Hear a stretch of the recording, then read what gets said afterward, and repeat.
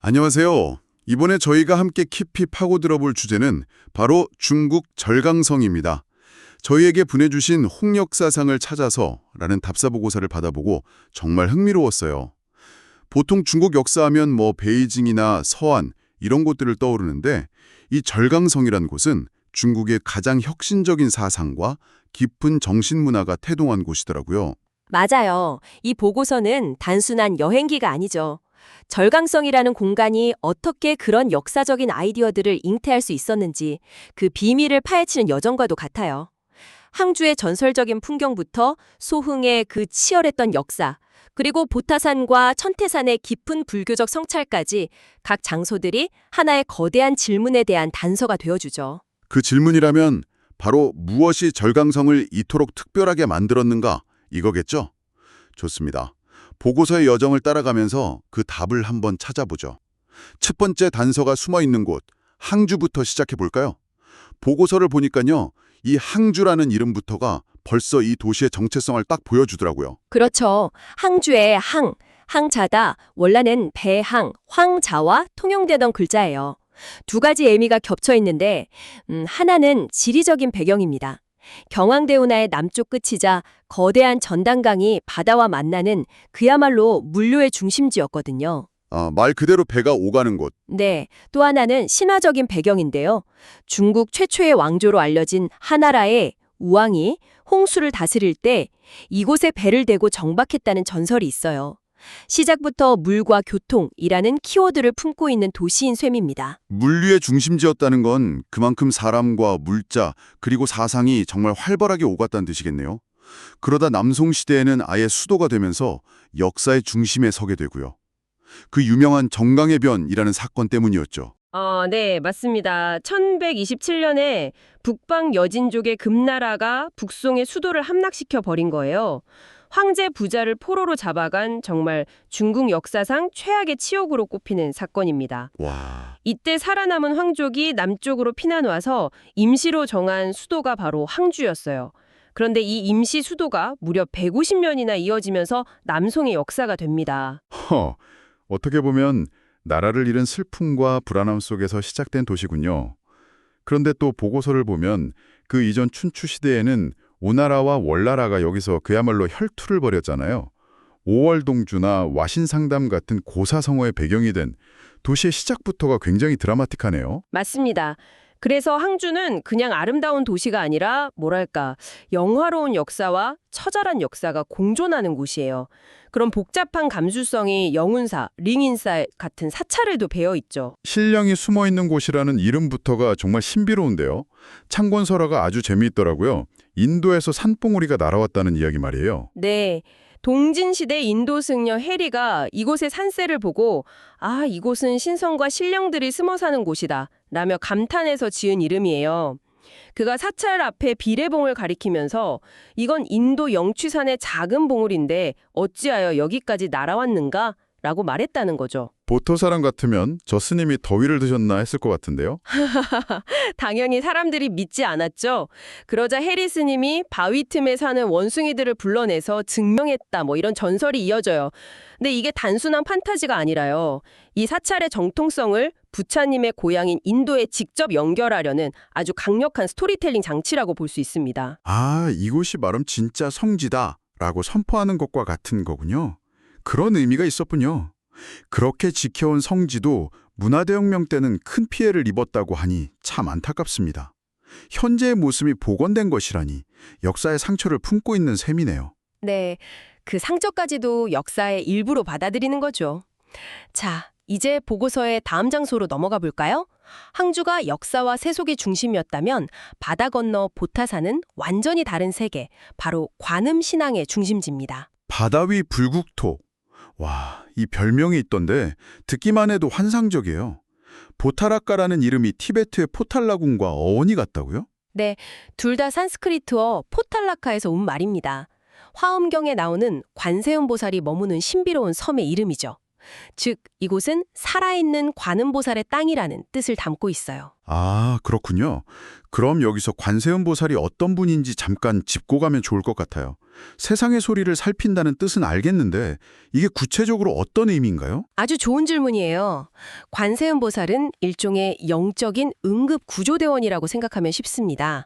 중생이 고통 속에서 그 이름을 부르기만 하면 그 소리를 듣고 어떤 모습으로든 나타나서 구해준다는 대자대비의 상징이죠. 영적인 응급 구조대원이라니? 네.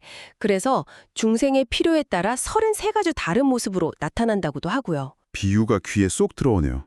그런데 이 보타산이 관음 성지가 된 계기가 무척 흥미롭습니다. 붉은 거관음, 가기를 거부한 관음보살, 설화 때문이라고요? 네, 858년 일본 승려 회학이 오대산에서 귀한 관음보살상을 구해서 일본으로 돌아가던 길이었어요. 그런데 이 섬 앞바다에 이르자 갑자기 풍랑이 일고 바다에 쇠로 된 연꽃이 피어나서 배가 꼼짝도 안 했다는 겁니다. 잠깐만요. 여기서 보고서가 아주 흥미로운 반론을 제기하죠. 그게 정말 일본 승려의 이야기였을까? 하는 점이요. 저도 이 부분 읽으면서 깜짝 놀랐어요. 바로 그 지점입니다. 송나라 때 기록인 불조통기에는 분명 일본 승려 해악이라고 나와요. 그런데 그보다 140년이나 앞선 고려도경에는 신라 상인이 오대산에서 불상을 가져오다 암초에 걸려 이곳에 두고 갔다고 기록되어 있습니다. 와, 이건 해석의 차이가 아니라 그냥 기록 자체가 다른 거네요. 그렇죠. 심지어 현지 주민들이 지금도 그 암초를 신라초, 즉 신라의 암초라고 부른다니까요. 이야, 이건 정말 의미심장한데요? 역사가 어떻게 기록되고 전승되는지를 보여주는 단적인 예 같아요. 누가 주인공이 되느냐에 따라 전혀 다른 이야기가 되니까요. 맞습니다. 한일 양국의 고대 해상 교류나 불교 전파 경로를 생각하면 신라 상인설도 충분히 설득력이 있죠. 어느 쪽이 진실이든 중요한 건 관음보살이 스스로 이곳을 자신의 성지로 선택했다는 강력한 서사가 만들어졌다는 점입니다. 자, 이렇게 바다 위에서 신앙의 세계를 봤다면 이제 내륙으로 들어가서 전혀 다른 차원의 드라마가 펼쳐지는 소흥으로 가보죠. 소흥. 아, 드디어 나왔네요. 와신상담의 도시. 정말 복수심의 스케일이 남다른 곳이죠. 그렇죠. 뗄나무 위에서 자고 쓸개를 핥으면서 복수를 다짐했다니 이건 그냥 궁극의 동기부여 자기계발법 같은 거예요. 춘추시대 월나라 수도였던 소흥은 바로 그 치욕과 복수의 역사가 살아 숨쉬는 현장입니다. 그런가 하면 중국 최초의 왕조를 열었다는 전설적인 인물 우왕의 무덤 대우릉도 이곳에 있더군요. 치수의 영웅으로 불리는 인물이요. 네, 그는 이곳 회계산에서 전국의 제후들을 모아 공적을 평가하고 보고를 받았다고 해서 산 이름이 회계산이 됐어요. 그런데 보고서에서 또 다른 관점의 기록을 인용했죠. 아, 맞아요. 단군조선이 우왕의 치수를 도왔다는 이야기. 네, 환단고기의 기록이었죠. 우가 계속 홍수 다스리기에 실패하자 단군왕검이 태자 부르를 보내 오행치수법이라는 신기술을 전수해줬다는 내용인데 네. 주류 역사학계의 시각과는 상당히 다른 주장이라서 눈길이 가더라고요. 맞습니다. 이 기록은 단군 조선이 당시 하나라의 선진 문물을 전해준 상국이었다는 시각을 담고 있어요.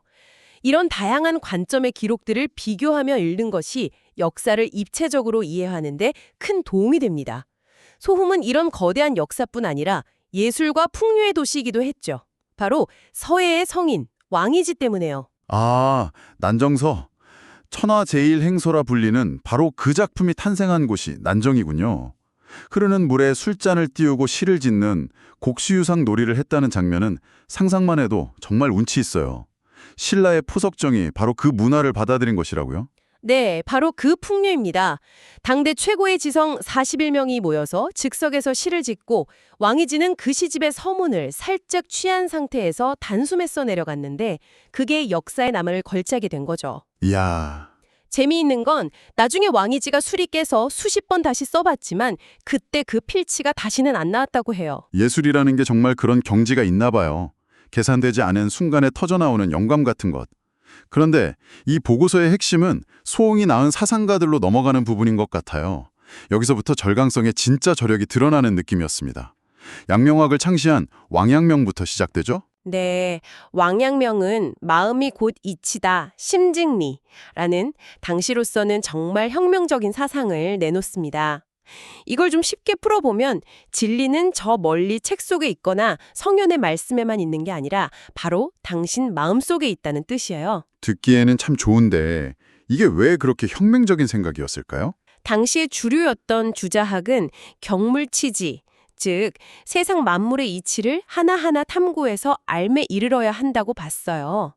굉장히 에리트주의적이고 시간도 오래 걸리는 방법이죠.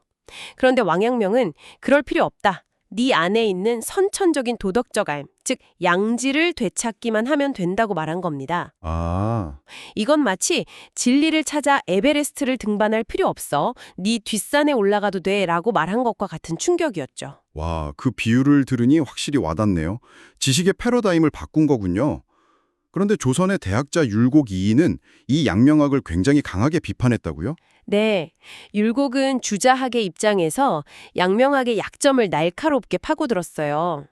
마음이 진리라고 하면 각자 자기 마음대로 생각하는 주관적 독단에 빠질 위험이 있고, 아는 것과 행동하는 것이 하나, 지행하기라고 하면 제대로 알지도 못하면서 무작정 행동부터 할 수 있다고 본 거죠. 아, 먼저 제대로 알고 선지, 그다음에 행동해야 한다. 후행. 네, 그게 율곡의 입장이었습니다. 이건 단순히 옛날 학자들의 논쟁으로만 볼 게 아니네요. 내면의 목소리를 따를 것인가, 아니면 외부의 객관적인 기준을 따를 것인가 하는 건 오늘날 우리도 끊임없이 하는 고민이잖아요. 바로 그겁니다.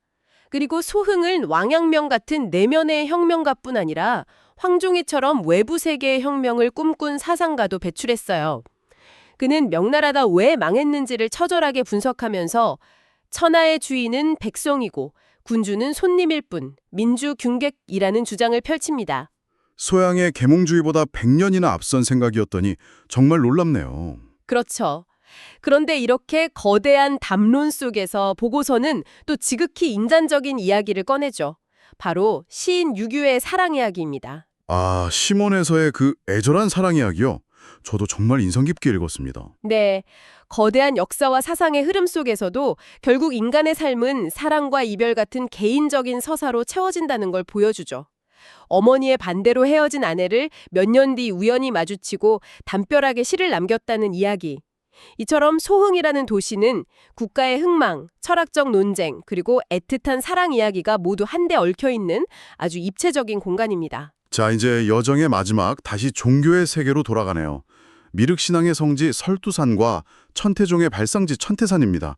특히 설두산의 미륵불은 우리가 흔히 아는 모습과는 좀 다르다고요. 네, 우리가 흔히 미래의 부처님으로 생각하는 미륵은 보통 날씬하고 명상하는 모습인데 설두산의 미륵은 커다란 포대를 맨 뚱뚱하고 웃는 모습의 포대 화상이에요.